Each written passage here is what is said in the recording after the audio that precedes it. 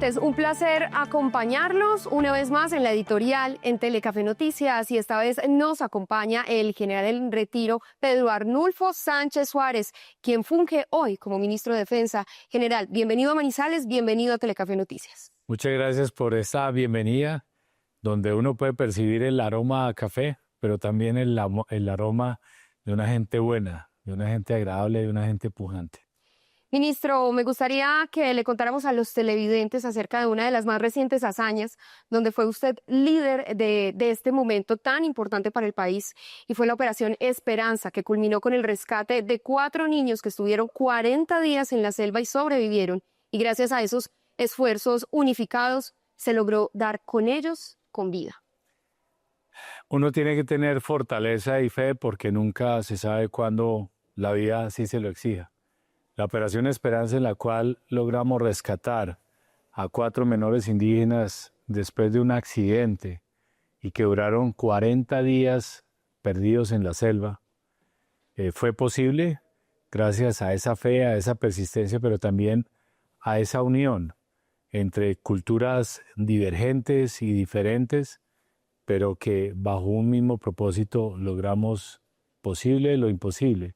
Pero también al respeto entre culturas, porque por un lado estaban unas unidades militares, las más especializadas, las Fuerzas Especiales de Colombia, de todas las fuerzas militares, con su arte y ciencia militar, que contrastaban con nuestras culturas indígenas.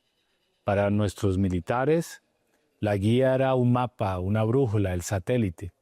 Para nuestros indígenas, militar y policial, y con miembros del Ministerio de Defensa, pues analizamos el problema, que es supremamente complejo. Alguien lo llama en inglés wicked problem, que significa un problema retorcido, que tiene diferentes actores, diferentes factores y genera una diversidad de interacciones que son muy complejas de solucionar.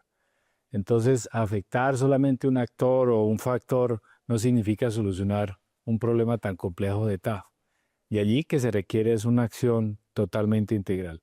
Y lo definimos como una especie de ese problema, como un iceberg criminal, en el cual uno lo que alcanza a observar son los crímenes en las ciudades o en el campo, los secuestros, los asesinatos, la presencia delictiva, pero debajo lo que uno ve hay un problema aún mucho más complejo, en el cual hay una organización criminal para el delito, pero que se alimenta de unos combustibles supremamente peligrosos, que son el narcotráfico, por un lado, por otro la corrupción, la minería ilegal y el contrabando principalmente. Nosotros en este gobierno, durante los 2 años y medio, casi ya 3 que lleva, se han neutralizado de esos grupos más peligrosos 8.000 delincuentes. Cuando digo neutralizados es que o se desmovilizó, que es lo más importante para nosotros, o se capturó, o si persistió con esa amenaza letal, murió en una operación militar. Pero por cada criminal, por cada delincuente que neutralizamos, surgen 2. Es decir, tiene la capacidad de una recuperación criminal muy alta y es producto de esos elementos que mencioné.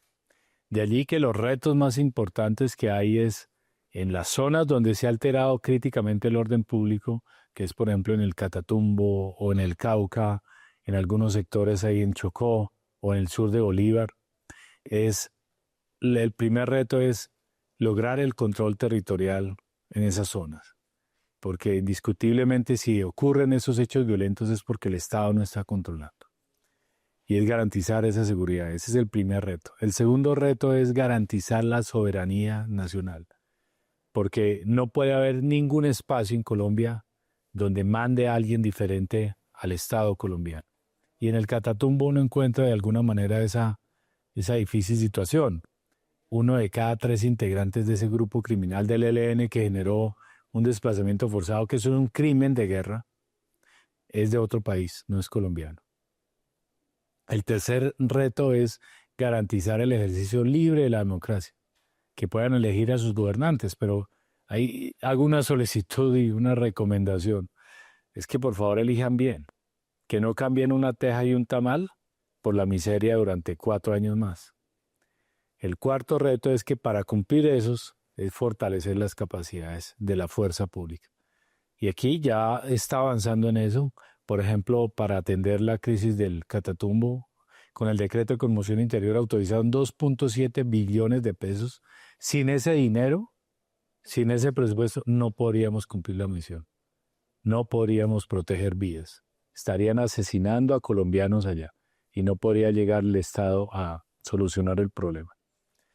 En ese fortalecimiento de capacidades también tenemos el presupuesto, digamos, para mantener lo que teníamos el año pasado, pero es evidente que no es suficiente. Se requiere más para atender otras áreas como el Catatumbo, las que ya mencioné. El quinto reto es que para que todo eso funcione, es que debe haber una legitimidad, transparencia e integridad en todos nosotros. Cero tolerancia a la corrupción, porque se pierde demasiado recurso, no solamente en el sector de defensa, sino la corrupción carcome prácticamente a toda o a ciertos sectores de prácticamente todo el Estado, a la población. Además, porque la institución, luego las Fuerzas Armadas más bien, desafortunadamente en años pasados han estado vinculados también a escándalos de corrupción. ¿Y cómo quitar ese peso, desarraigarse de esa imagen?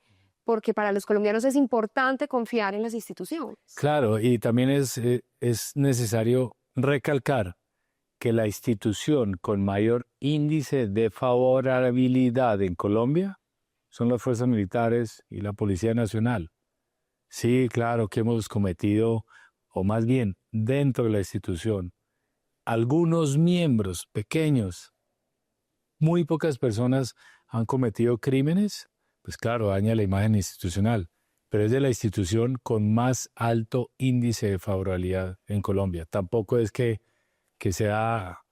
estemos tan grave, pero tampoco hay que desconocer que sí hay unas acciones que tenemos que actuar. Ministro, en su recorrido por el país, por supuesto, cada territorio tiene una particularidad y necesidades diferentes. Hablaba usted de estas zonas con mayor riesgo de conflicto armado. ¿Cómo ve usted el eje cafetero? Y esto es importante para los televidentes: Caldas, Risaralda y Quindío, que además son elementos importantes dentro de un plan de turismo nacional. ¿Cómo lo ve usted en seguridad? Yo lo veo como de las zonas más seguras que tiene Colombia, y en parte es por la cultura, digamos, que se respira acá. Es una cultura de amor al territorio, al regionalismo. Por ejemplo, aquí estábamos y nos mostraban ciertas industrias que acá, ahí se siente ese orgullo. Tuvimos una muestra cultural anoche y es un espectáculo. Unos trovadores cantándole a la vida, al amor, gente pujante, gente que quiere salir adelante, y eso marca una diferencia enorme. Entonces, en materia de seguridad, lo veo que es una de las regiones con mejores índices de seguridad, pero al igual que ocurre en Londres, en París, en Nueva York o en otras regiones del mundo, pues ahí también hay que ponerle atención a ciertos sectores de seguridad para solucionarlo. El tema de seguridad es complejo. La historia nos ha mostrado que siempre hay una exigencia en esa materia, porque pues no siempre se está seguro, siempre está en riesgo la vida de las personas, pero aquí el índice de seguridad es muy alto y hay que considerar, como usted bien lo dijo, la estrategia es diferencial. Lo que hacemos en el Catatumbo no se puede aplicar en otra región del país. Absolutamente. Ministro, debemos finalizar, pero por supuesto hay que hablar de la erradicación de cultivos ilícitos, que hace unos días lo comentábamos también en la editorial con la entrevista al expresidente Iván Duque.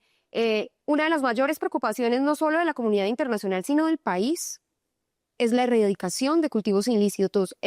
¿Cuál es esa estrategia que se está implementando? ¿A qué cifras se están llegando? Y además, ¿cómo cambiar también esa cultura colectiva? El término erradicación, digamos, no nos llama mucho la atención, sino es más bien de sustitución. Erradicar es quitarle a usted algo, sustituirle es algo a usted algo mejor que lo que tiene. Y eso es lo que la propuesta de este gobierno. Y es cambiar esa cultura, es transformar social y económicamente el territorio para que haya seguridad, gobernabilidad y un desarrollo próspero y sostenible.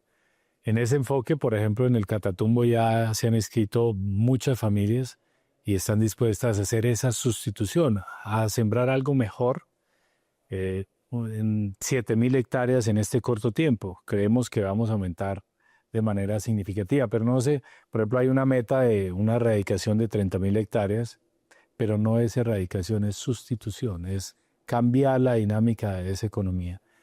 Y en ese enfoque, la meta no es que si hay 260.000 hectáreas o 150.000 hectáreas aquí en Colombia, no es sustituir 30.000 y que a final de año tengamos 270.000, porque sustituimos ahí, pero se fue para otro lado. No, es que haya un decrecimiento real de la producción. Y aquí hay una apuesta de todo un país y sobre todo de los campesinos. Ellos quieren tener una vida mejor. Donde hay narcotráfico, hay violencia. Y otro tema es la minería ilegal. Ahí creemos que es un poco más fácil, en el sentido en que el oro, por ejemplo, es totalmente legal, pero sí tiene que haber una responsabilidad ambiental y que se mantenga nuestro territorio, así con la belleza que se mantiene aquí en Caldas. Ministro, muchas gracias por acompañarnos en Telecafé Noticias, en este espacio, en la editorial. Por supuesto, a todos los televidentes agradecerles por permanecer conectados y la cita es cada viernes en esta conversación con diferentes actores del liderazgo del país, institucional, político, social, para que ustedes estén enterados. Muchas gracias. Vamos a una breve pausa comercial.